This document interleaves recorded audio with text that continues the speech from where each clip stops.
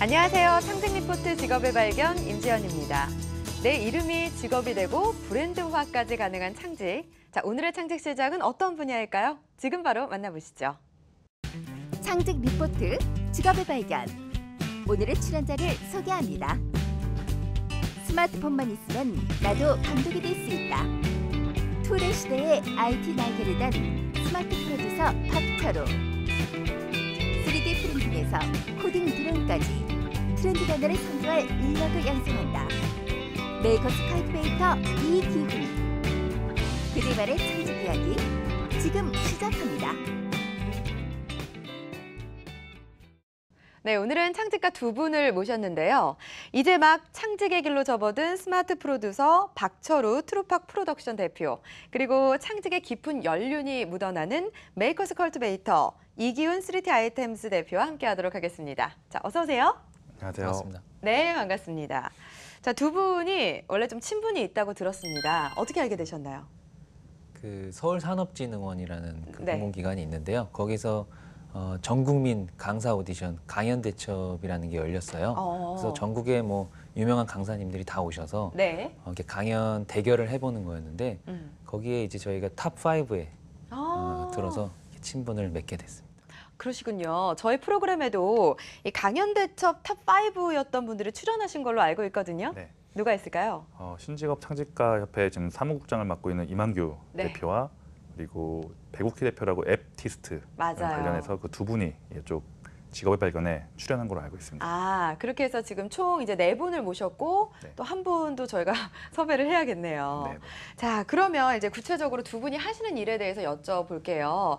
두 분이 어떤 일을 하시나요? 먼저 이기훈 대표님께서 말씀해 주시겠어요? 저는 지금 현재 3D 아이템즈라는 3D 프린터 제조 그리고 교육 컨텐츠라는 업체를 운영하고 있습니다. 네. 네, 저 같은 경우는 뭐 3D 프린터뿐만 아니라 지금 하고 있는 일이 좀 여러 가지가 있거든요. 네. 그 여러 가지 중에서 현재는 뭐 메이커스 컬티베이터라는 좀 이쪽 관련해서 관심을 갖고 있습니다. 메이커스 컬티베이터는 3D 프린터 그리고 드론, 아두이노 코딩 그리고 3D 모델링 같이 최근에 화두가 되는 이런 전반적인 교육을 한 번에 하나씩 배우는 게 아니라 동시에 여러 개를 할 수 있는 교육자들을 양성하는 사업입니다. 그래서 이쪽 관련해서 제가 최근에 많은 관심을 갖고 시작하게 되었습니다. 와, 드론이라고 하면 그 영상 찍는 거 헬리콥터 같이 생긴 조그만 네. 거, 네. 그거 맞죠? 네.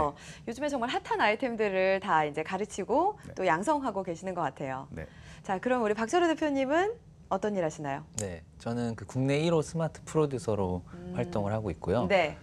스마트 프로듀서라는 직업은 한 10년 전에는 나올 수 없었던, 불과 5년 전에도 나올 수 없었던 직업이었던 것 같아요. 네. 그 쉽게 얘기를 드리면 요즘 이제 1인 미디어 시대라고 하고 그렇죠. 영상이 이제 대세인 시대잖아요.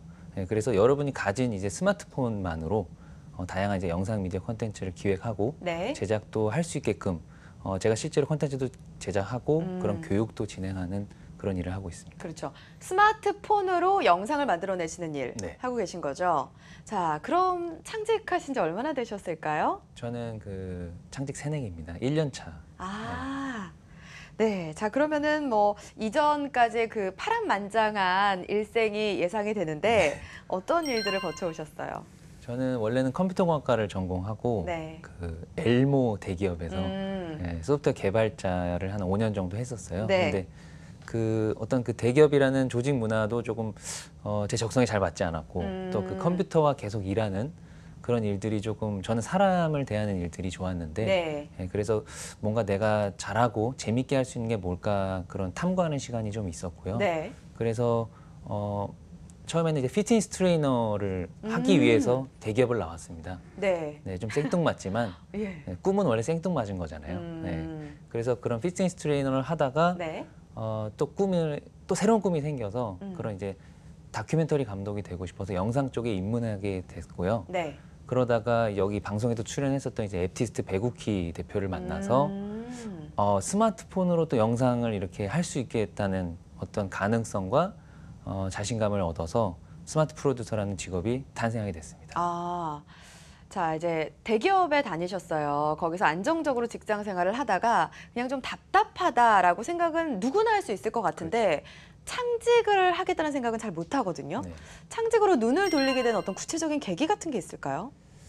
아까도 말씀드렸지만 그 일이 이제 저에게 맞지 않다는 판단이 이제 섰고요. 그런데 이제 대기업이라는 거는 누구나 부러워하고, 그렇죠. 예, 특히나 뭐 주변에서 참 잘 하고 있구나라고 이제 얘기를 하니까 네. 저는 더 괴로웠죠. 아. 저는 제 삶에 만족을 못 하는데 예. 주변에서 그렇게 얘기를 하니까 그런 것들이 좀 신경이 쓰였는데 더 이상은 이제 그런 거에 신경 쓰면 안 되겠다. 내 네. 삶에 집중하자 해서 뭔가 그러면 나만의 차별화된 거를 찾아보자.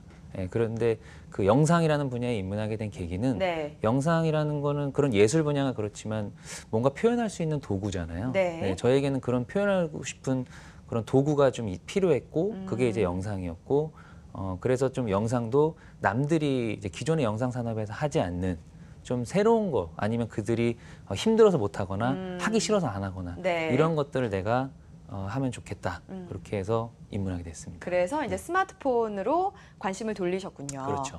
자, 그럼 주변의 반대가 굉장히 많았을 것 같은데 어떻게 설득하셨어요?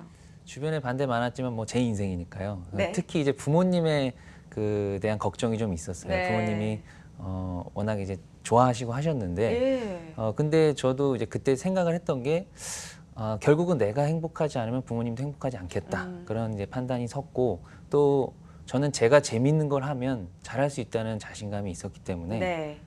충분히 뭐 그런 걱정은 제가 불식시킬 수 있었습니다. 그렇군요.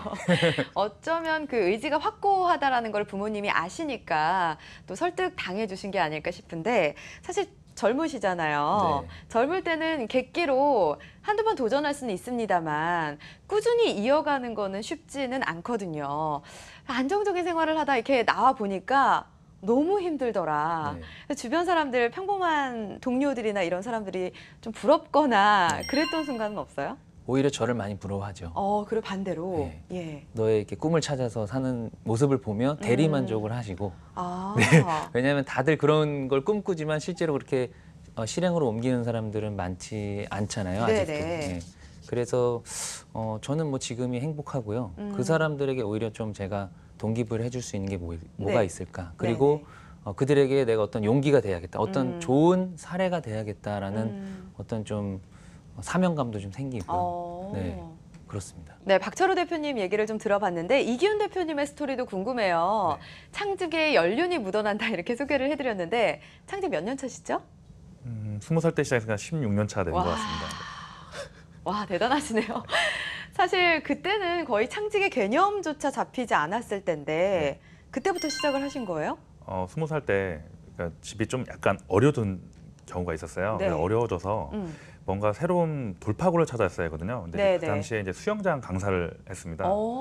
네, 수영장 강사를 했는데 수영장 강사가 뻔히 보이는 수입이잖아요. 그렇죠. 뭔가 색다르게 컨셉을 잡고 해보자 했는데 그때 지나갔던 분이 자폐아였어요. 아, 그래서 그 자폐아 분을 네. 보고서는 내가 할 거는 이제 자폐아 전문 수영 강사를 해야겠다라고 컨셉을 잡고 대전 시내에 있는 자폐아 관련 기관한테 다 전화를 해서요. 네. 그때부터 이제 새로운 분야를 계속 만들어낸 거죠. 그래서 이게 16년 차 됐는데 네. 그러다 보니 계속적으로 새로운 걸 찾았고 그 다음에는 이제 뭐 헬스장에 일을 할 때 이제 뭔가 커브스라는 지금 순환 운동을 하는데 네. 미국에 갔을 때 헬스장을 갔더니 뭔가 그런 훈련이 있더라고요. 그래서 2004년도에 네. 그런 헬스장 팀장을 하면서 그 운동을 시작했습니다. 미리 이제 지금은 활성화되어 있지만 네. 그때는 그 활성화되지 않았던 아이템을 가지고 들어오신 네. 거죠. 예. 그리고 나서 이제 회사를 들어갔고요. 네. 저도 이제 뭐 어떤 회사에 들어가셨어요? 대기업하고 외국계 회사를 다 다녀봤죠. 와, 예, 네. 다녀봤는데 저는 이제 다니면서도 했던 게 기획 파트랑 영업 파트였어요. 근데 기획 파트 하다 보면은 분석을 하게 되어 있거든요. 네. 네, 분석을 하는데 이제 제가 이제 약간 일본계 회사를 다녔습니다. 네. 네, 일본계 회사 다니다 보니까 야구랑 그리고 도시락 이런 분야에 좀 관심을 갖게 됐어요. 네. 그래서 사회인 야구 리그 볼팍이라는 리그를 운영하게 되었고요. 네. 그 다음에는 도시락 프랜차이즈 밥도라는 프랜차이즈를 운영했고요. 예.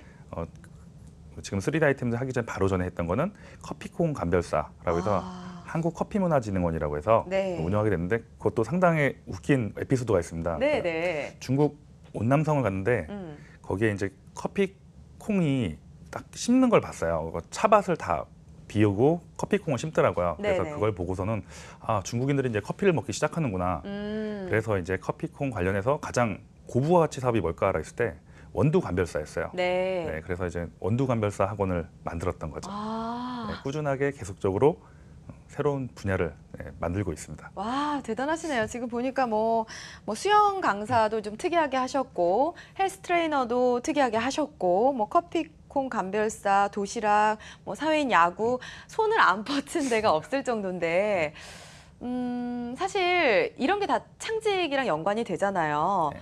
이렇게 눈을 돌릴 수 있었던 계기가 어떤 걸까요? 계속해서 새로운 걸 찾게 되는 이유라고 해야 될까요?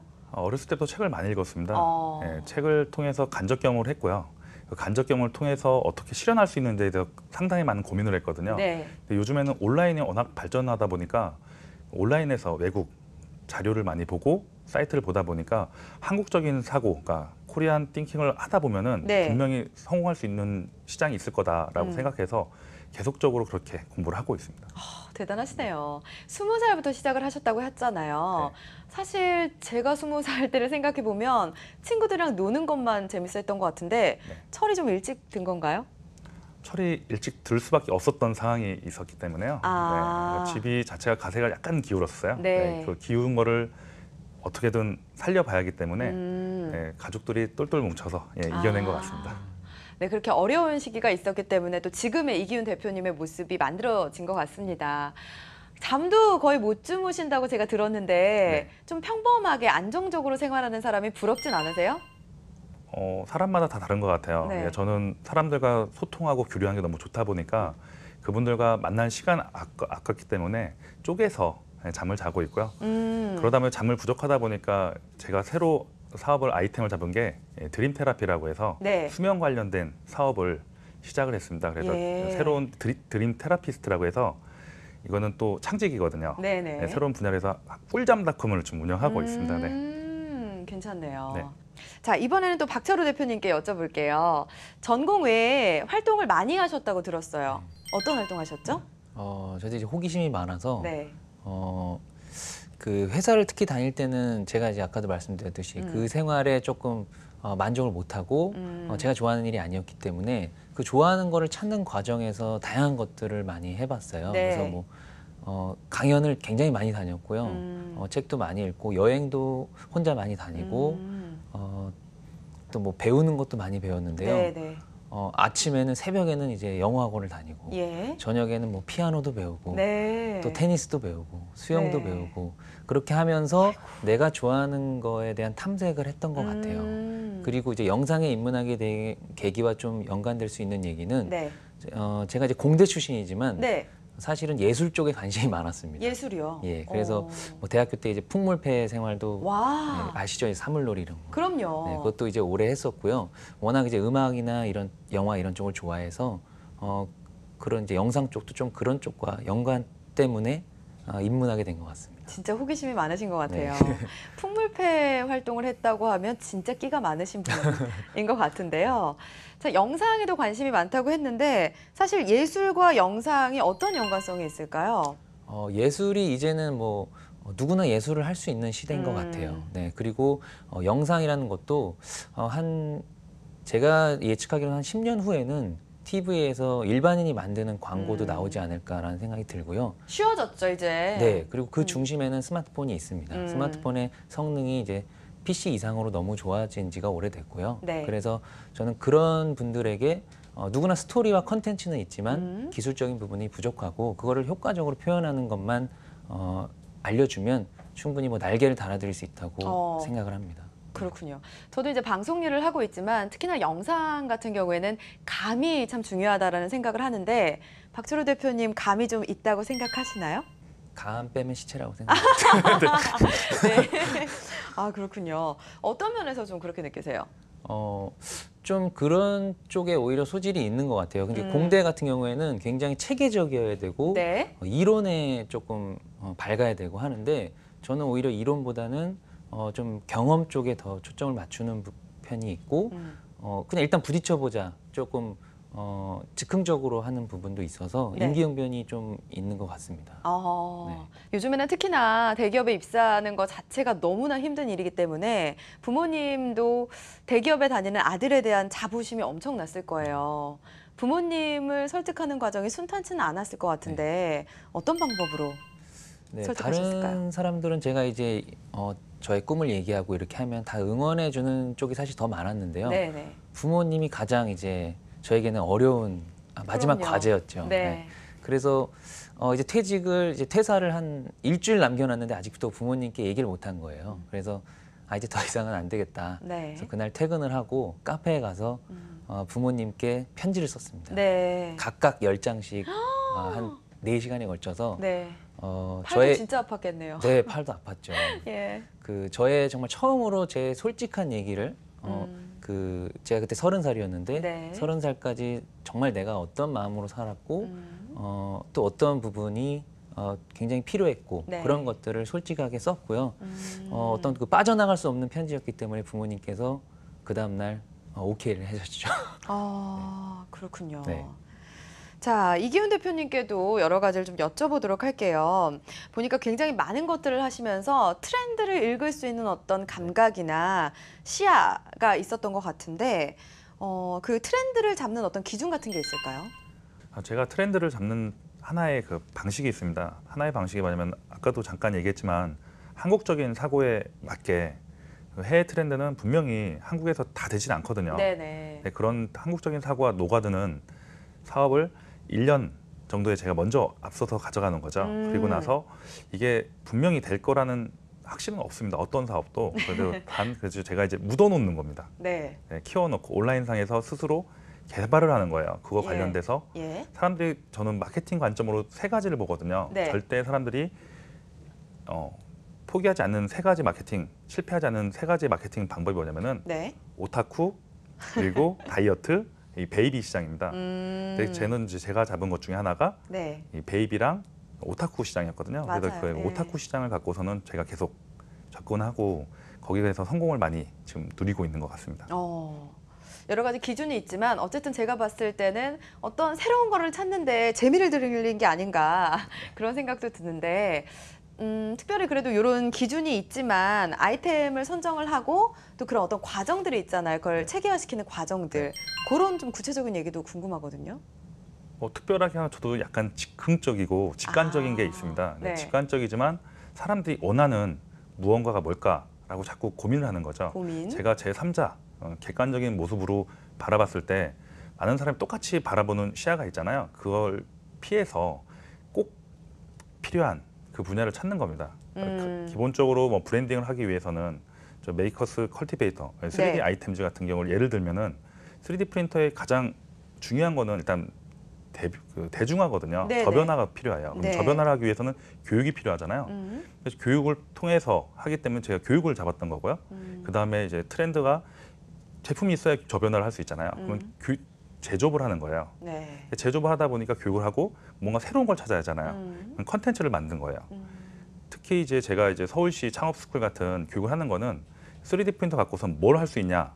우리가 만들어서 바로 판매까지 가능한 걸 만들어 보자 해서 3D 프린터와 소셜 마케팅 과정을 만들었고요. 네. 두 번째는 3D 프린터는 저는 이걸 통해서 뭔가 새로운 아이템을 만들 수 있다고 생각을 하거든요. 그래서 시작한 게 창조랜스라고 서울시에서 하고 있는데요. 공간 디자인 인테리어 쪽이에요. 네. 그래서 이제 사인물 업체랑 하고 있고 다음 아이템으로는 미술, 심리 쪽, 아동 미술 심리 쪽에 상당히 많이 필요할 거라고 해서 수요가 있거든요. 네. 그래서 그걸 갖고서는 3D 프린터로 아이들이 그린 그림을 3D로 만들어 보자라고 해서 그렇게 지금 현재 구상하고 있습니다. 구상하고 있는 것도 많은데 아니 그러면 이게 좀 시장에서 괜찮을 것 같다, 될 것 같다라고 판단하는 거는 네. 어떻게 이기훈 대표님도 감인가요? 어떤 건가요? 많은 사람들과 교류를 통해서 네. 계속해서 질문을 합니다. 질문했을 때 70% 이상 괜찮다라는 질문을 받고요. 나도 같이 하고 싶다라는 얘기를 들을 때 그러면 저는 거기서 힌트를 얻고 같이 진행을 하고 있습니다. 네. 또 즉흥적이다라는 말씀도 하신 거 보니까 판단도 빠르신 것 같고 실행도 빠르시지 않았나라는 생각이 들어요. 시장 분석은 그래도 해야지 사업성을 예측을 할 수 있을 것 같은데 박철호 대표님은 어떻게 시장 분석하세요? 네, 저 같은 경우에는 요즘에 누구나 스마트폰을 가지고 있잖아요. 네. 그 세계에서 보급률 1위가 대한민국입니다.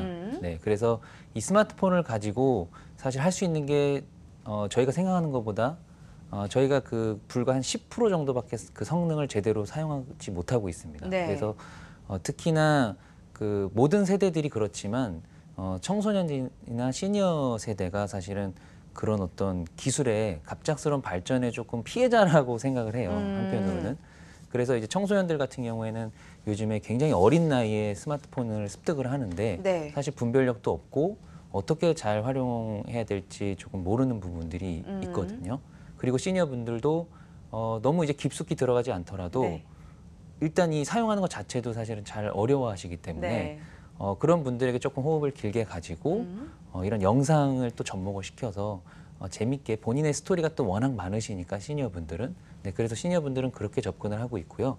청소년들 같은 경우에는 청소년들만 교육해 갖고는 바뀌지 않기 때문에 그 부모 세대나 선생님들 이렇게 교육을 좀 병행해서 같이 기획하고 진행하고 있습니다. 네.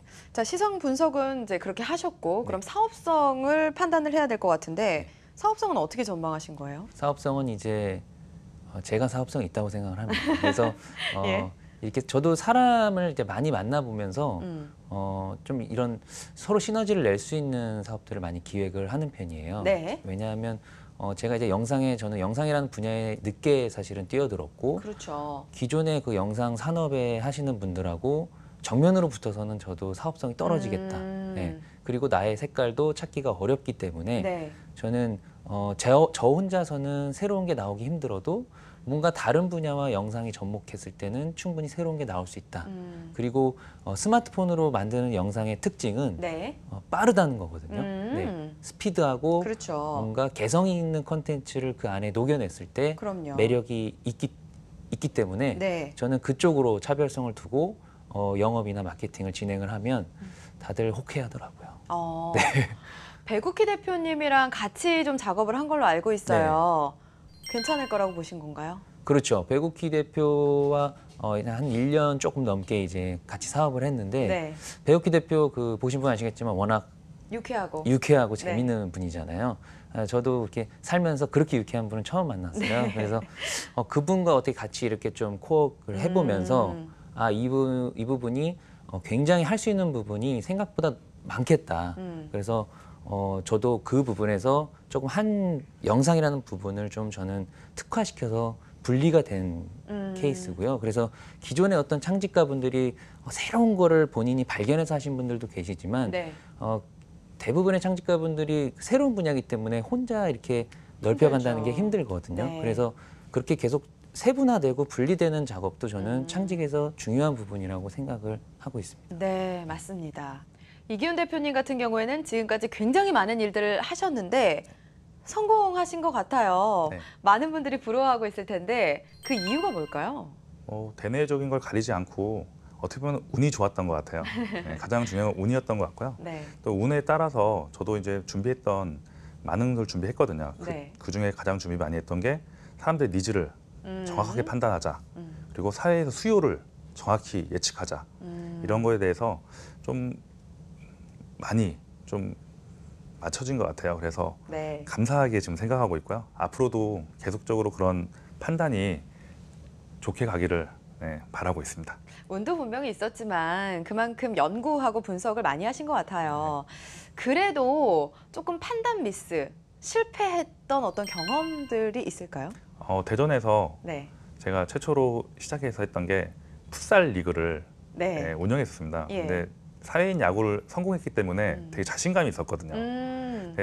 야구 같은 경우나 이런 건 도구를 쓰는 스포츠는 고급 스포츠예요. 네. 근데 축구는 고급 스포츠라고 하기보다는 그냥 공 하나 던져주면은 할 수 있는 거잖아요. 네. 그래서 풋살 리그를 운영하자고 친구들과 같이 시작해서 플랜카드 붙이고 스포츠 공제보험까지 다 들어준다고 했는데 네. 사회적인 그 시선이 풋살은 아직 아니다라는 게 한 게 처참하게 실패를 했죠.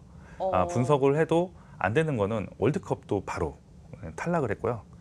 금방 시선들이 아직까지 풋살은 아니다라고 됐던 거죠. 그래서 그런 토대로 해서 뭔가 사람들이 더 올라갈 수 있는 그런 거를 좀 찾자라고 해서 더 이제 준비를 하게 되었습니다. 아니 근데 그 많은 것들 중에 왜 풋살을 선택하셨어요? 월드컵 특수도 있었고요. 그리고 이제 사회적으로 사람들이 축구할 수 있는 인원은 많이 필요하잖아요. 근데 풋살은 10명만 있어도 6명만 있어도 축구를 할 수 있잖아요. 그래서 점점 소규모로 할 수 있는 그런 게 공간이 필요할 거다라고 생각했는데 지자체에서 워낙 많이 하다 보니까 개인이 하기에는 상당히 무리가 있었던 것 같습니다. 그래요. 족구는 남성분들이 많이 하시잖아요. 네. 족구는 가능성이 없나요? 족구는 제가 관심이 별로 없어서. 그렇군요. 네. 네, 이기훈 대표님도 실패를 했던 게 있네요. 박철호 대표님은 창직할 때 좀 힘들었던 점 있을까요? 저는 뭐 지금 힘들고요. 농담이고 저는 제가 이제 간혹 이렇게 저같이 창업을 하신 분이나 창직하신 분들 만나면 네. 실패하십시오 이렇게 인사를 합니다. 실패하십시오라고 인사를 합니다. 왜냐하면 네. 저는 실패할 준비를 하고 이미 그 대기업을 나올 때 실패할 각오를 하고 나왔기 때문에 왜냐하면 네. 그 실패가 없으면 더 불안하다고 생각을 해요. 그렇죠. 그래서 그 실패를 빨리 해야 차라리 실패를 빨리 하고 거기에서 배워서 뭔가 또 가다듬고 하는 시간이 필요하다고 생각을 하고요. 힘들었던 점은 별로 없는 것 같아요. 별로 없고 그 오히려 대기업에 있을 때 안정된 삶이었고 그랬지만 결코 그 제 안에서는 안정되지 않았던 삶이었고 지금은 겉으로는 불안정해 보일 수 있지만 저에게는 안정된 내적으로는 안정된 삶이라서 지금 뭐 저는 이 생활을 즐기고 있습니다. 네. 조직 생활을 하셨잖아요. 조직에서는 이제 책임 여부를 굉장히 많이 묻고 그래서 실패에 대해서 굉장히 두려워하기도 하고 그러잖아요. 네. 근데 이 실패에 대해서 전혀 그런 게 없었다라는 게 좀 의외네요. 그렇죠. 예. 저는 제 꿈을 이제 굉장히 늦게 30살에 찾았기 때문에 그 꿈이라는 거에 대한 그 담보가 네네. 이 굉장한 이거는 어떤 투자였고 담보였고 그래서 그 꿈만 있으면 저는 두려울 게 없었다고 생각을 했고요. 그래서 지금도 뭐 사실은 사람을 통해서 저는 그래서 많이 좀 풀어가는 편이고요. 네네. 사람들 만나보면서 그분들한테 거꾸로 용기도 얻고 제가 어떤 가지고 있는 부분에 있어서 조언도 얻기도 하고 네. 또 거기서 의외의 어떤 새로운 아이디어를 얻기도 그렇죠. 하고 그래서 그 꿈과 사람이 저에게는 굉장히 큰 용기이고 희망인 것 같습니다. 박철호 대표님은 실패라고 생각을 한다기보다 이제 노하우를 네. 쌓아가는 과정으로 생각을 하고 계시고 즐기고 있는 게 보이네요. 네, 감사합니다. 확실히 그 회사 다닐 때보다 지금은 행복한 것 같으세요. 네, 훨씬 행복하죠. 네. 우리 이기훈 대표님도 힘든 거 있잖아요. 어떤 게 힘드세요? 다른 거는 뭐 저는 워낙 재밌고 즐겁게 살기를 원하기 때문에 네. 힘든 건 없는데요. 좀 미안한 게 있죠. 미안? 가족들한테. 아, 제가 그렇죠. 이제 회사를 운영하면서 너무나 이제 새벽에 들어가고 또 네. 새벽에 나오고 지방 출장이 많다 보면 또 집에 못 들어가고 그러다 보니까 아이들한테 가장 미안해요. 와이프한테요. 그래서 그렇죠. 일주일에 한 2, 3일 정도는 집에 못 들어가거든요. 그리고 특히 둘째 아이한테는 특히 미안한 게 네. 커가는 모습을 잘 못 봤어요. 아, 그래서 그 미안함이 있고 힘든 점은 일에 대해서는 너무 즐겁고 행복하기 때문에 이쪽에서는 힘든 부분은 없었고 그냥 가족한테 미안함이 가장 큰 것 같습니다. 워낙 이게 워커홀릭이다 보니까 워커홀릭이신 분들은 이제 가족에 대한 미안함이 항상 갖고 계신 것 같아요. 그래도 워커홀릭이니까 이제 일에 대한 중요성이 상당히 높은 거지만 또 좀 중요하게 생각하는 어떤 부분들이 있을까요? 이기훈 대표님. 저 같은 경우는 남녀노소 가리지 않고 소통이 돼야 한다고 생각해요. 소통. 제 아이디어의 뭐 원천이라고 볼 수 있는 것도 모든 분들한테 의견을 묻고 듣고 또 제 사업 아이템에 대해서 다시 되묻고 네. 그 부분을 통해서 새로운 아이템이 또 나올 수도 있거든요. 그래서 계속적으로 저는 소통과 교류를 통해서 많은 아이디어가 정말로 사업화까지 될 수 있게 만들기 때문에요. 이런 거에서는 저도 많이 배우고 네네. 또 새로운 거에 대해서도 자신감을 갖게 되는 계기인 것 같습니다. 박철호 대표님도 비슷한 얘기를 하셨어요. 네. 소통이 중요하다고 생각하시죠? 그렇죠. 저도 이기훈 대표님이랑 좀 비슷한 부분이 많은 것 같은데 네. 저는 그 좀 다양한 분야의 사람들 나와 꼭 직접적인 관련이 없다고 해도 네. 그 어떤 다른 분야의 전문가나 그 분야에서 열심히 일하고 있는 사람들을 만났을 때 사실 그 진리는 통하거든요. 네. 그래서 그런 부분에서 오히려 저는 오히려 깨닫는 부분이 더 많이 있는 것 같고요. 저와 직접적인 관련이 있으신 분들은 오히려 생각이 겹치는 부분이 많이 맞아요. 있는 것 같아요. 네. 그래서 그런 좀 새로운 분야의 사람들 뭔가 좀 전혀 만나보지 못했을 만한 사람들 만나는 게 저는 굉장히 중요한 일이라고 생각을 합니다. 네, 그렇군요. 맞습니다. 저도 이제 방송 일 하는 사람보다는 다른 일을 하시는 분한테 더 매력을 많이 느끼게 네. 되더라고요. 이기훈 대표님은 직원도 채용을 한다고 얘기를 들었어요. 본인이 좀 독특한 이력을 갖고 있기 때문에 직원을 채용하는 어떤 독특한 기준이 있지 않을까? 그런 생각도 드는데요. 기준은 아니고요. 이게 필요할 때 많이 뽑습니다. 근데 필요할 때 뽑을 때 인간성을 많이 봐요. 인간성. 네, 인간성이라는 거는 기본적인 소양이잖아요.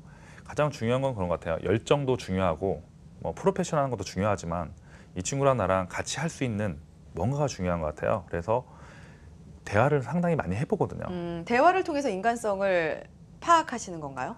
이제 간단하게 얘기를 하면은 약속 시간 지키는 것부터 시작해서 뭔가의 그 사람이 댐댐이 있잖아요. 예, 댐댐이를 많이 보고 이 친구들이 보통 저희한테 교육을 받은 친구들을 많이 채용을 합니다. 네. 네, 교육받은 친구들 중에서 성실하게 했던 친구들을 위주로 제가 먼저 스카우트 제의를 하고 있고요. 이 친구들을 통해서 젊은 친구들이잖아요. 네. 젊은 친구들한테 뭔가 동기부여를 줘야 하고 성취감을 주기 위해서 들어오는 순간부터 좀 약간의 힘든 트레이닝을 시킵니다. 어떻게 해요? 한 달 안에 강단에 서서 강의를 시키게 하고요. 그리고 6개월 안에 저자가 되고요. 6개월 안에 저자가 네. 가능해요? 네, 훈련을 통해서 6개월 안에 저자 되는 게 자기가 원래 하던 분야가 있잖아요. 그 네. 분야에 대해서 파워블로거가 될 수 있게 하고 거기서 관련해서 글을 쓸 수 있게 훈련을 시키고 있습니다. 저도 좀 채용해 주세요. 저도 채용해 주세요. 언제든지 환영합니다. 이 미인은. 그렇군요. 좋습니다. 자, 그러면 이기훈 대표님은 앞으로도 뭐 많은 걸 계획하고 계실 것 같은데 계획을 좀 들어볼게요. 저는 제가 하고 싶은 게 사람들한테 꿈과 희망을 전도하는 일을 하고 싶어요. 저희 회사도 어떻게 보면은 작지만 젊은 친구들과 뭐 많은 친구, 뭐 저랑 초등학교 친구, 뭐 고등학교 동창 네. 이런 친구들이 모여서 끈끈하게 일을 하고 있거든요. 네. 근데 어떻게 보면 이 친구들이 사회에서는 바라보는 시각이 명문대도 아니고 좋은 학벌도 아니고 좋은 스펙도 아니에요. 이런 친구들이 모여서 정말 열심히 해보자 하니까 지금은 상당히 많은 좋은 위치에 있어요. 네. 그래서 많은 사람들에게 꿈과 희망, 우리처럼 이런 애들도 잘할 수 있다라고 해서 꼴찌들의 반란, 유쾌한 꼴찌들의 반란을 한번 일으키고 싶어요. 아유. 네. 이름이 되게 재밌네요. 그 많은 직원들을 이제 채용하고 뭐 특훈도 시키고 하셨을 때 잘 된 친구들이 있을 것 같은데 좀 기억나는 사례 같은 게 있을까요? 뭐 특별히 회사가 오래되지 않기 때문에 그렇지만요. 뭐 지금 저희 회사 출신으로 나가서 기자가 된 친구도 있고요. 기자 되는 것도 제가 역으로 컨셉을 잡았었거든요. 네. 너가 먼저 취업하려고 하지 말고 네가 먼저 신문사를 만들어라. 그래서 신문사를 만들어서 역으로 사람들이 스카웃되게 만들어라라고 해서 네. 신문사를 만들어서 작업을 했던 거죠. 그래서 이제 나는 신문사를 운영했었고 뭐 취재도 많이 나갔기 때문에 뽑아주세요라고 역으로 해가지고 이제 기자가 된 친구가 있고요. 또 다른 친구는 저희 3D 프린터 회사를 다니면서 네. 공부를 해서 지금은 중소기업청에 있는 그 메이커스빌이라는 회사 좋은 회사에 들어가기도 했습니다. 네. 좀 잘 된 친구들 얘기를 해주셨는데 네. 사실 6개월 안에 책을 쓰고 그런 과정이 너무 힘들거든요. 네. 탈락하거나 중도 탈락하거나 그런 친구들도 있죠. 아쉽게도 뭐 안 할 수도 있지만 되도록이면은 모든 사람들이 욕심이 있어요. 성취 욕구가 있거든요. 그 성취 욕구에 대해서 동기부여를 정확하게 찔러주면은요, 이 친구들은 다 따라오게 돼 있습니다. 그래요? 그럼 나간 친구가 한 명도 없어요? 현재까지는 그렇게 팍 나가고 그렇지는 않습니다. 와, 네. 대단하시네요. 앞으로도 이제 계획하고 계신 것도 있고 몇 개의 직업이 더 많이 탄생할 것 같아요. 저는 힘 닿는 데까지 만들어 보고 싶습니다. 네. 능력이 닿는 데까지 해보고 싶고요. 제가 하는 이제 앞으로의 직업들은 어떻게 보면 뭐 많은 사람들한테 교류할 수 있는 직업들을 만들고 싶어요. 그냥 저만의 직업이 아니라 많은 사람들이 저를 통해서 점조직처럼 널리 퍼져서 다 같이 해피바이러스가 퍼지는 그런 직업을 만들고 싶습니다. 네. 물론 이제 다 밝히면 다른 사람이 가져갈 수도 있으니까 네. 밝힐 수는 없겠지만 그래도 네. 구상하고 있는 직업 몇 개 정도가 있을까요? 지금 내년에 좀 많이 신경 쓰고 있는 게 드림 테라피스트, 아까 이제 꿀잠닷컴을 얘기했는데요. 이 시장이 미국에서는 상당히 큰 시장입니다. 네. 미국, 일본이나. 근데 한국에서는 이부자리가 약 3천억 정도에 매출을 하거든요. 사람들이 잠을 못 자요. 네. 한국이 가장 밝은 나라고요. 밝다 보면 잠을 잘 수가 없고 일도 많잖아요. 그렇죠. 이런 잠을 잘 잘 수 있는 방법을 가르치는 그런 게 꼭 필요할 것 같았어요. 그래서 지금 뭐 운영하는데도 상당히 많은 사람들이 호응을 받고 있습니다.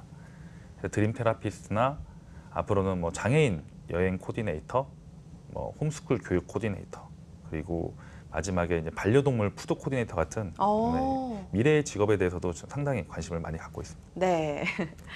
박철호 대표님은 어때요? 지금 하시는 분야는 이제 스마트 프로듀서지만 네. 좀 영역을 확장할 그런 계획이 있으신가요?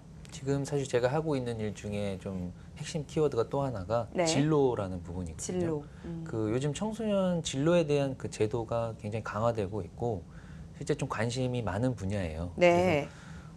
그래서 이제 저도 청소년 진로 교육을 이제 많이 다니고 있는데 저는 그 청소년들뿐만 아니라 네. 사실은 성인들의 진로가 더 중요한 부분이 있다고 생각을 합니다.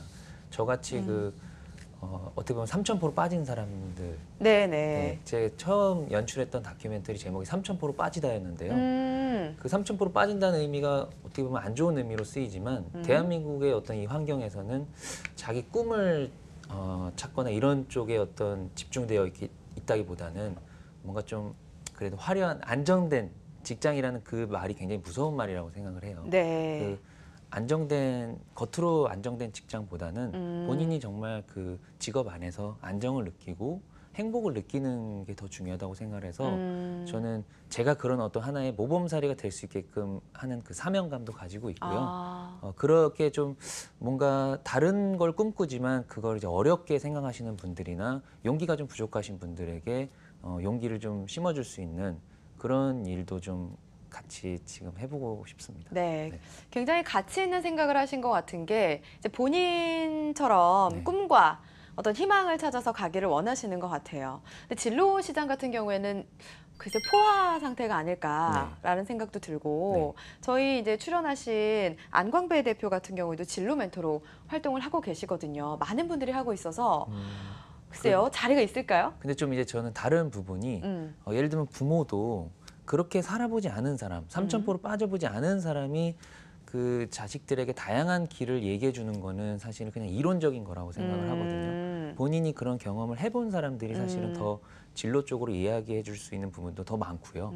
그래서 저는 제가 어떤 가진 다양한 경험들이나 도전 이런 것들이 진로를 찾고 진로에 어려워하시는 분들에게는 실질적인 도움이 되지 않을까. 그리고 그런 경험뿐만 아니라 실질적인 액션 플랜이 어떤 식으로 진행될 수 있을지 그런 부분을 조금 팁을 드릴 수 있다면 그분들이 물론 용기도 필요하지만 실질적으로 어떻게 해야 될지 그런 것들을 좀 알 수 있게끔 도와드리고 싶습니다. 네. 일단 그러면은 저는 강의 대상에 대해서 물어보고 싶어요. 강의 대상이 어떻게 돼요? 강의 대상은 사실 전 분야 스마트폰에 사실 중독되어 있잖아요. 네. 우리 뭐 지하철이나 뭐 어디에 가보면 스마트폰만 보고 있죠. 전부 다 스마트폰만 만지고 있는데 그렇다고 해서 스마트폰과 분리시키는 것이 그 해결책은 아니라고 생각을 합니다. 네. 그리고 그 영상이라는 분야를 제가 해보니까 너무 재미있는 분야고 본인이 생각하는 어떤 그 이기훈 대표님은 생각을 어떤 현실로 바꾸는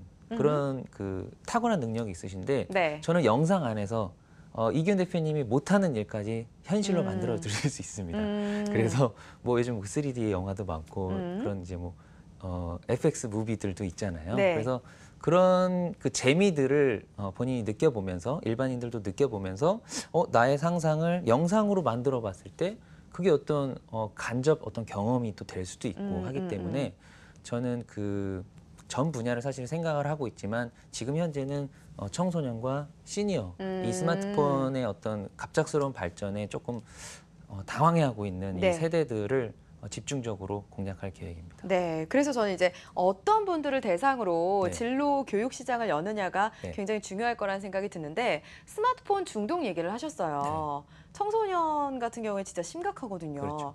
그것과 관련한 교육이라든지 그런 설득 작업이라든지 계획하신 게 있을까요? 제가 그 조카들을 데리고 이제 실험을 많이 합니다. 조카들도 지금 10살 조카가 2명 있는데요. 그 이 친구들이 스마트폰을 굉장히 잘 사용을 하고 있어요. 그리고 뭐 특히 게임이나 이런 자극적인 부분은 특히 탁월한 능력을 보이고 있습니다. 그런데 제가 이번 여름에 이 친구들과 여행을 3주 정도 갔었어요. 갔는데 이 기회를 틈타서 우리 한번 어린이 뉴스를 만들어 보자. 네. 그래서 한 3편 정도를 만들었습니다. 네. 네. 자료화면 나오고 있나요? 네. 그 만들어 봤는데 이 친구들이 너무 제가 생각했던 거 이상으로 잘하고 재밌어하고 그 부분을 보면서 제가 이런 키즈 크리에이터들을 발굴해보는 사업을 해보면 좋겠다. 좀 막연하게 생각을 했지만 제가 직접 이렇게 경험을 해보니까 네. 그 어린이들이 뭔가 그 자기가 가진 재능이나 네. 어떤 자기의 꿈이나 이런 것들을 어린이들이 직접 소개하는 그 영상까지 또 어린이들이 직접 만드는 네. 이런 채널이나 어떤 그 방송이 생기면 오히려 그 보는 사람들은 어른들이 더 많을 것 같아요. 왜냐하면 아이들은 돌려서 말하지 않거든요. 필요한 것만 쏙쏙 얘기를 하기 때문에 네. 오히려 어른들이 거기에서 정보나 지식을 얻을 수도 있다고 생각을 네. 합니다. 그래서 이런 키즈 크리에이터들을 양성하고 그런 채널을 지금 기획을 하고 있습니다. 아이들이 생각보다 맡겨놓으면 진짜 잘하더라고요. 그런 분야도 굉장히 좋을 것 같고 시니어를 또 대상으로 하신다고 네. 하셨잖아요. 시니어들을 교육해보니까 어때요? 시니어분들한테는 사실 짧은 시간에 어떤 영상 콘텐츠를 제작해 본다는 거는 좀 네. 무리가 있더라고요. 그렇죠. 네. 아무래도 습득력이 조금은 그렇죠. 청소년들과는 다르죠. 네, 그래서 제가 그 시니어분들 대상으로 기획을 하고 있는 거는 어떤 영상 자서전을 직접 기획을 해보고 제작을 하는 조금 호흡이 긴 수업을 기획을 하고 있어요. 그 처음에는 이제 물론 스마트폰을 어떻게 효과적으로 활용할 수 있을지에 대해서 교육을 시켜드리고 그 본인의 이제 스토리를 네.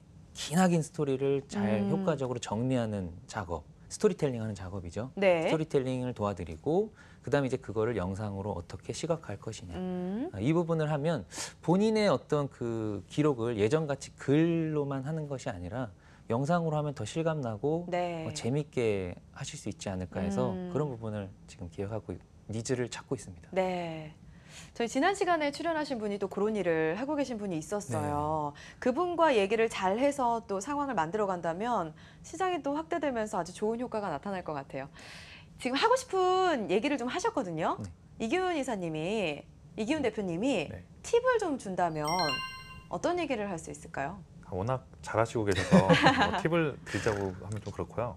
지금 현재 보면 영상 같은 경우는 어차피 보면 대세가 됐어요. 누구나 영상을 만드는 시대거든요. 근데 그 영상을 만드는 시대지만 잘 만드는 방법은 몰라요. 네. 사람들이 원하는 니즈에 대해서 어떤 식으로 가냐면은 좀 꼭 필요한 분야들 있잖아요. 나 광고를 해야겠고 네. 광고비는 아깝고 이런 사람들에 대한 이제 소상공인 관련 영상 만드는 교육 같은 게 지금 이미 활성화되고 있어요. 네, 근데 네. 거기서도 나는 나만의 컨셉을 잡겠다 그래서 뭐 커피숍을 딱 잡으면 커피숍, 뭐 어떻게 보면 뭐 밥집이라고 밥집 이런 식으로 딱 정해서 한 두세 가운데 강점을 갖고서는 컨셉을 잡고 한다면은 충분히 좋은 효과를 누릴 것 같습니다. 컨셉이 필요하다. 네. 이렇게 말씀하셨는데 저희 창직 방송이에요. 네. 창직을 준비하는 많은 분들이 함께하고 계시거든요. 네. 이제 영상 분야 말고 다른 분야에서도 창직 팁을 좀 주신다면 어떤 얘기 할 수 있을까요? 창직은 창업과 좀 다른 음. 개념이거든요. 네. 창업은 망하면은 정말로 힘들 수가 있잖아요. 음. 근데 창직은 돈이 없이도 시작할 수 있는 분야인 것 같아요. 네.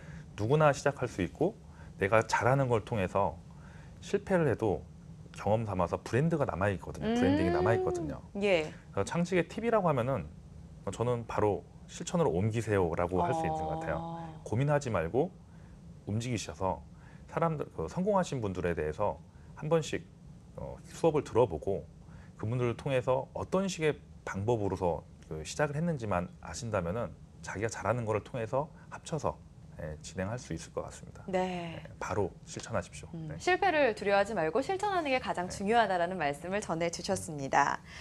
박철호 대표님은 이제 이공계 쪽 출신이잖아요. 네. 이공계 분들은 이제 하시는 분야에 이제 깊게 들어가시는 경우가 굉장히 많아요. 그래서 대표님도 좀 그런 스타일이 아닐까 싶었는데 굉장히 예외인 경우거든요. 자, 좁게 깊게 사고하시는 분들에게 하실 말씀도 좀 있으실 것 같아요. 이공계 분들께. 네, 네. 그 말씀해 주셨지만 실제로 개발자들에 대한 그 선입견이 있어요. 그래서 개발자들하고는 이야기가 잘 안 통할 것 같고, 네. 좀 고집도 셀 것 같고 이런 이제 인식이 있더라고요. 네. 그런데 실제로 그렇습니다. 실제로 그런 분들이 많아요. 왜냐하면은 그 조금 외골수 분들이 많으시고 왜냐하면 컴퓨터랑 작업을 굉장히 오래 하기 때문에 이 사람의 언어보다는 컴퓨터 언어를 잘 하시는 분들이잖아요. 그렇죠. 네. 그런데 그런 분들이 저는 사실은 기술 기반의 엔지니어 분들이잖아요. 이런 분들이 사실은 사회에서 할 일들이 너무 많거든요. 그럼요. 중요한 부분을 차지를 하고 있는데 그래서 그분들이 본인의 분야만 이렇게 파고드는 것보다는 뭔가 그 기술이 필요한 아이디어와 컨셉은 있는데 기술이 없는 분들도 많아요. 네. 기획은 있는데 그래서 그렇죠. 그런 제가 그래요. 네, 그래서 그런 기획력이 있으시고 네. 아이디어가 너무 뛰어나신 분들이 이런 기술과 결합을 하면 엄청난 시너지가 발휘를 할 수 있습니다. 맞습니다. 그래서 좀 개발자분들이 마음을 여시고 네, 조금 저는 그거를 그래서 뭐 억지로 막 만나게 하는 것보다는 그분들이 조금 그 사회성을 좀 기르는 차원에서 본인의 좀 취미생활을 갖거나 본인이 어떤 관심 있어하는 강연이나 뭐 책 이런 것들을 조금 간접 경험을 먼저 접해보는 게 저는 하나의 좀 방법이 아닐까 이렇게 생각을 해봅니다. 네, 이공계 분들께 말씀을 전해주셨는데 창직을 준비하는 분들께도 할 말씀이 많으시죠? 그렇죠. 네, 해주세요. 창직. 저도 창직을 뭐 하겠다고 해서 창직을 한 건 아닌데 제 브랜드를 키워보고 싶은 욕망은 있었어요. 그래서 그런데 이제 하나의 꿈이 생긴 게 제 이름이 그냥 브랜드가 되고 직업이 되면 좋겠다. 어떤 앞에 수식어가 필요 없이 내 이름만으로 설명이 되는 사람이면 좋겠다라는 이제 하나의 꿈이 생겼고요. 그래서 누구나 근데 그런 꿈이 있잖아요. 네, 나의 어떤 컨텐츠를 갖고 싶어하는 꿈들이 다 있기 때문에 네. 창직을 두려워할 필요 없는 것 같고요. 이기훈 대표님이 아까 말씀해주신 것처럼 네.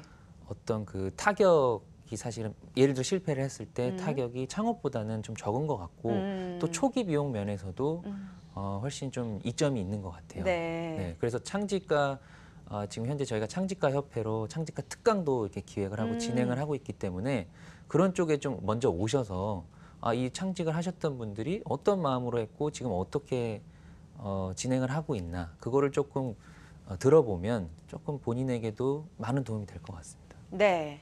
박철우 대표님이 이제 창직 이런 특강들을 많이 참여하는 게 도움이 될 거다라고 말씀을 해주셨는데 창직가 릴레이 특강을 다녀오신 걸로 알고 있습니다. 네. 어땠나요, 이기훈 대표님부터? 제가 이제 9월 2일 날 네. 했는데요. 이게 많은 분들이 오셨어요. 네. 근데 오신 분들이 이제 창직이란 그 개념이 이제 조금씩 접현화되고 있구나. 근데 오신 분들의 대부분이 어떤 분이냐면요. 네. 앞으로 10년 안에 자기 직업이 사라질 수도 있는. 사라질 수도 있지만 가장 중요한 건 자기가 지금 퇴사원인 거예요. 네. 직장인인데 퇴직이요? 직장에서 퇴직에 대한 공포가 선배들 때문에 그렇죠. 그렇기 때문에 이제 뭘 해야 하는지 상당히 많은 그런 질문을 많이 합니다. 그래서 특히 장년 분들이 많이 오시는데요. 이분들 공통된 질문이 있어요. 네. 이거 하면 과연 될까요?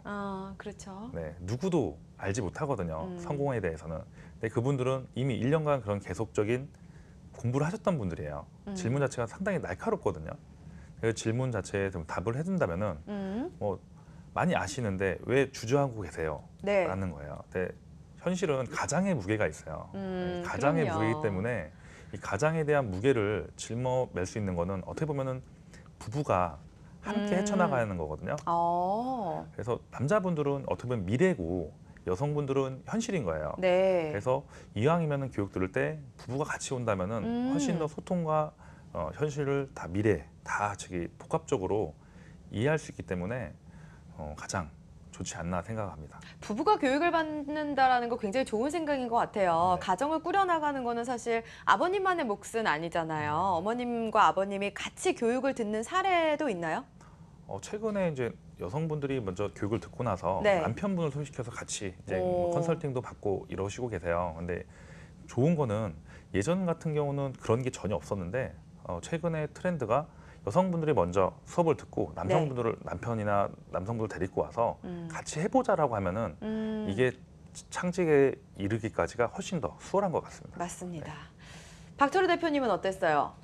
주저하는 사람도 많이 보셨죠? 네, 많이 네. 봤죠. 많이 봤고 한 20대부터 60대까지 다양한 연령층의 분들이 오셔서 네. 특강을 들으셨는데 저는 이제 그런 얘기들을 좀 많이 해드렸어요. 제가 이제 어떻게 보면 지금 하고 있는 일과 다른 일들을 예전에 많이 했었는데 그런 것들이 어떤 연관성이 있어서 지금 이게 정리가 됐는지의 과정을 조금 말씀을 드렸거든요. 네. 그래서 대부분의 좀 많은 분들이 지금 내가 하고 있는 게 아니라고 생각을 하고 뭔가 다른 걸 하고 싶다라는 생각을 많이 하시는데 그 지금 하고 있는 것들이 사실 도움이 되는 다 연결이 되거든요. 그래서 저는 그 연결성을 찾는 게 저 창직에서 중요하다고 생각을 하고요. 그리고 저는 이제 영상 분야였기 때문에 네. 굳이 뭐 영상을 이제 전업으로 해서 하시라고 추천해드리기보다는 영상과 본인이 지금 하고 있는 분야를 좀 접목을 시켜보면 뭔가 저는 좀 융합이 필요하다고 생각을 해서 뭔가 새로운 거, 완전히 새로운 거는 이제 찾기가 힘들다고 생각을 해요.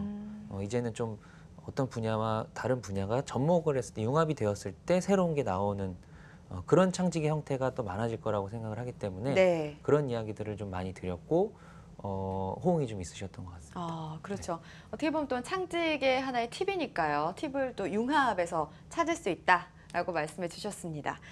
자, 꿈이라는 거는 계획과는 조금 다를 것 같아요. 두 분들의 꿈을 마지막으로 여쭤보도록 하겠습니다. 먼저 이기훈 대표님, 네. 꿈이 뭔가요? 꿈은 현실이라고 봅니다, 저는요. 꿈은 현실이다? 네. 어. 현실을 통해서 앞으로 내가 뭘 할 건지에 대해서 정확하게 하고 있는 거고요. 제 꿈은 정말로 많은 사람들한테 좋은 기운을 좀 많이 나눠주고 싶어요. 네. 전파를 해주고 싶어요. 특히 우리나라 참 요즘에 경기도 어렵잖아요. 이 경기도 어렵고 점점 미래가 불투명해지잖아요. 네. 근데 이런 사람들한테 긍정적인 에너지를 주는데 그 긍정적인 에너지가 뭐냐면은 내가 잘할 수 있는 거에 대해서 정확히 알려주는 거죠. 그러니까 달란트 자체를 주는 건데요. 제가 좋아하는 인용하는 단어가 있어요. 그러니까 페이스북 최고 의사 결정자인 셰릴이라고 있거든요. 네. 이분이 말한 거는 경력은 사다리처럼 되어 있는 게 아니라요. 정글짐처럼 다 엮여져 있는 거예요. 그러니까 기존에 해왔던 일을 부정하시지 말고요. 그걸 통해서 새로운 거를 같이 엮어서 한다면은 정말로 내가 하고 싶었던 일과 내가 잘하는 일을 엮어서 미래에 내가 하고자 하는 거에 대해서 훨씬 더 가까워질 수 있거든요. 네. 그래서 앞으로는 정말로 하고 싶은 일들을 다 할 수 있는 시대가 왔으면 좋겠습니다. 아, 네. 정말 가치 있는 생각을 하고 계신 것 같습니다. 자, 박철우 대표님은 꿈이 뭔가요? 저는 좀 생뚱맞은 꿈이지만 아까 이제 제가 삼천포로 빠진다는 얘기를 했었잖아요. 네. 삼천포에 그런 꿈을 찾는 센터를 만들고 싶습니다. 삼천포에 네. 그 지역에요. 네, 제가 그 첫 단편 영화를 재밌네요. 삼천포에 직접 가서 연출을 했었거든요. 네. 저는 이 삼천포로 빠지는 사람들이 많아져야 된다고 생각을 해요. 네. 그리고 그런 분들에게 저는 좋은 사례를 남기고 싶고요. 그래서 이렇게 살아도 된다. 굳이 어떤 뭐 화려한 겉모습에 치중을 하기보다는 본인의 어떤 진짜 행복. 예, 제가 그 감명 깊게 읽었던 책 중에 행복한 이기주의자라는 책이 있습니다. 네. 네, 이기주의자가 돼야 됩니다. 행복하기 위해서는 물론 제가 아직 처자식이 없지만 처자식도 중요하고 네. 물론 제 친구들도 중요하고 다 중요하지만 내가 없으면 사실 다 없는 거거든요. 그럼요. 네, 본인의 행복을 위해서는 조금은 이기적일 필요도 있다. 네, 그래서 저는 정말 실제로 삼천포가 지금 지역적으로 또 많이 이렇게 비활성화되어 있기 때문에 삼천포라는 의미에 저는 좀 초점을 맞추고 있고 그쪽에 정말 이런 진로를 찾거나 꿈을 찾을 수 있는 또 실제로 어떤 그런 교육도 받을 수 있는 센터를 차리는 게 정말 제 꿈입니다. 네, 그렇군요. 네. 되게 재밌는 꿈을 갖고 계십니다.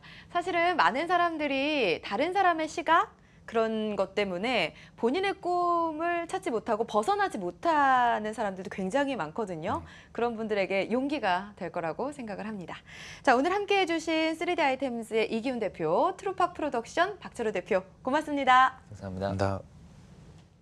네, 일자리가 부족한 상황입니다. 앞으로는 더 하겠죠. 그렇다면 특정 회사에 들어가서 일을 하는 것보다 내 개성을 살려서 새로운 일을 개척하는 창직에 도전하는 건 어떨까요? 저는 여기서 인사드리고 다음 이 시간에 찾아뵙겠습니다. 고맙습니다.